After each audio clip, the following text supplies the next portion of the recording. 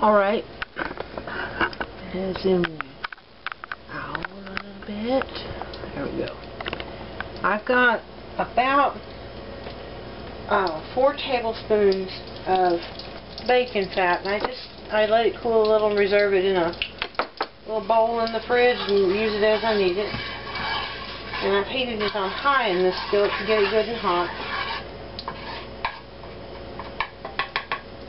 And just going to put my rutabaga in. What I love about this vegetable is it tastes wonderful raw. You could cut this into strips, little julienne strips, and put it on a salad, or make a lettuce wrap and put it in there and give it a little crunch. Or I'm just cooking these exactly like fried potatoes. And rutabaga has an interesting taste that the texture will turn out like fried potatoes. They take a little longer to cook, but the taste is as if I have cooked potatoes and onions together. So if you've eaten fried potatoes and you get both in one bite, that's what this tastes like to me. And I've got that spread out. I'm going to turn my heat on low. I'm sorry, on medium-high. I just meant lower it. So I got it on about 7 here, and I'll come back and check it. I'm going to cover it with a lid. That helps soften the rutabaga. And I'm going to come back in about, let me turn it down a little bit more. Turn it down to about 6. I'm going to come back in about 20 minutes and check on it.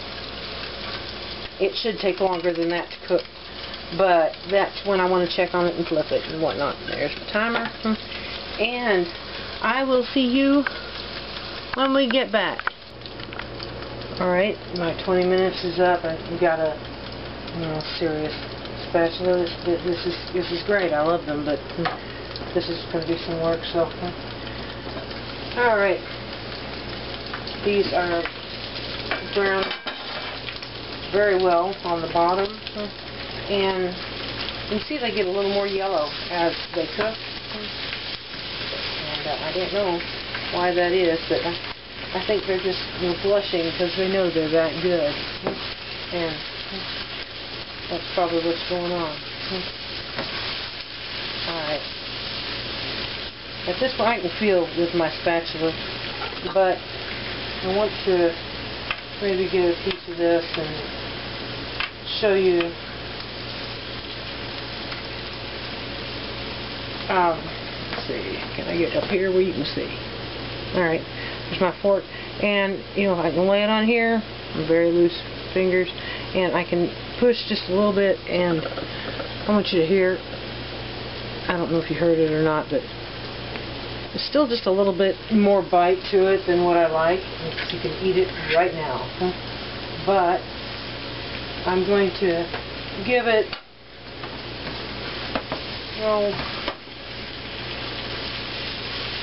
I'm going to say about, spread it out, get as many pieces as I can brown. I'm going to give it about 8 more minutes. And I'll come back and check it. And again, I told you the number is 6. 5 is the middle between low and high. So I've got it kind of medium-high. That's going to go for 8 more minutes. And I may come back, check it, and leave it a few more, but ought to be done about then. And my skillet, it's people ask about it says JR on here, Korea, but it's a restaurant skillet. I went to a restaurant supply, and I needed a big skillet for something, and this is I believe it's a 15-inch. It might be. Let's see.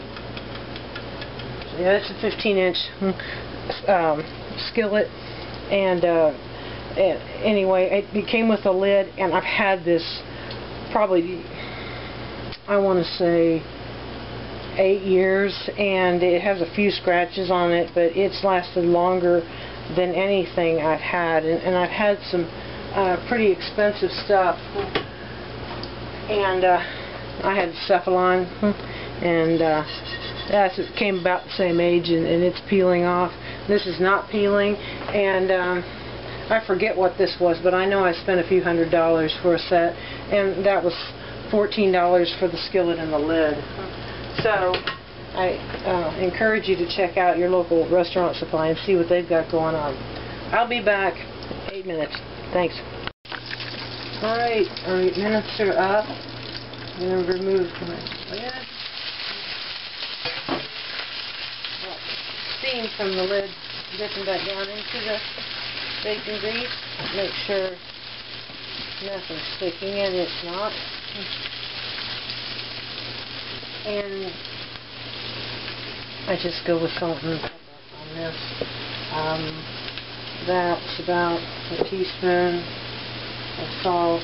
You can use less if you want. And we'll do pepper.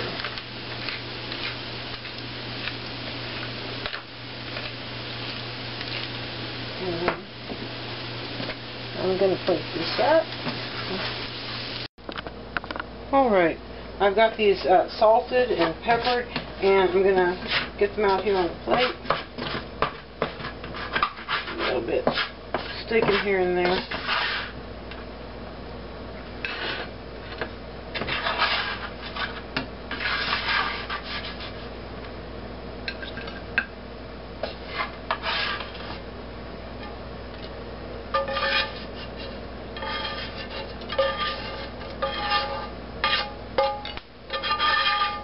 Of course, your bacon fat had no carbohydrates in it. And what I have here on this is a large plate, and what I'm having here, I'm going to call this what would normally be about four or five servings. If you think like a serving of green beans, about that big. Something like that. Anyway, if you eat this raw and you eat half of a cup, you're going to have a total of 6 carbs in that half cup. And, you know, the small, again, it's about like your serving of green beans would be.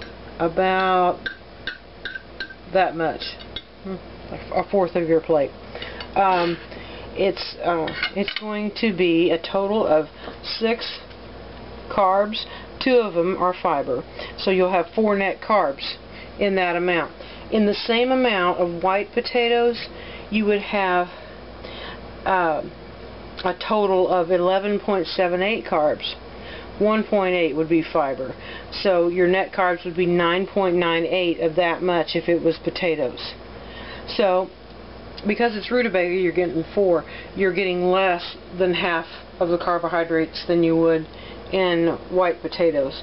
And I just think that's pretty interesting. And at 9.98 for the white potatoes, if I ate twice this much, I would be done with all of the carbohydrates I could have for the day if I'm on induction.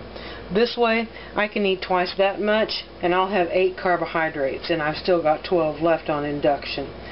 Because induction is 20 or under. So anyway, I did want to add that in America these are called rutabagas, but in other English-speaking countries they're called Swedes.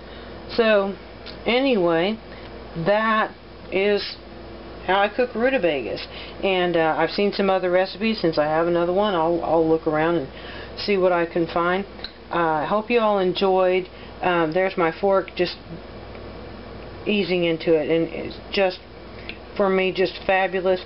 And the taste is, like I said, sort of like a potato and an onion mixed. Close up, yeah, you can see. And it smells just heavenly in here, as if potatoes and onions have been cooked.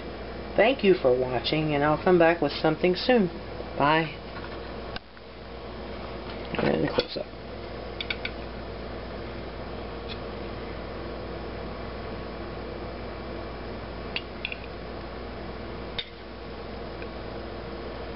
Alright. Bye-bye.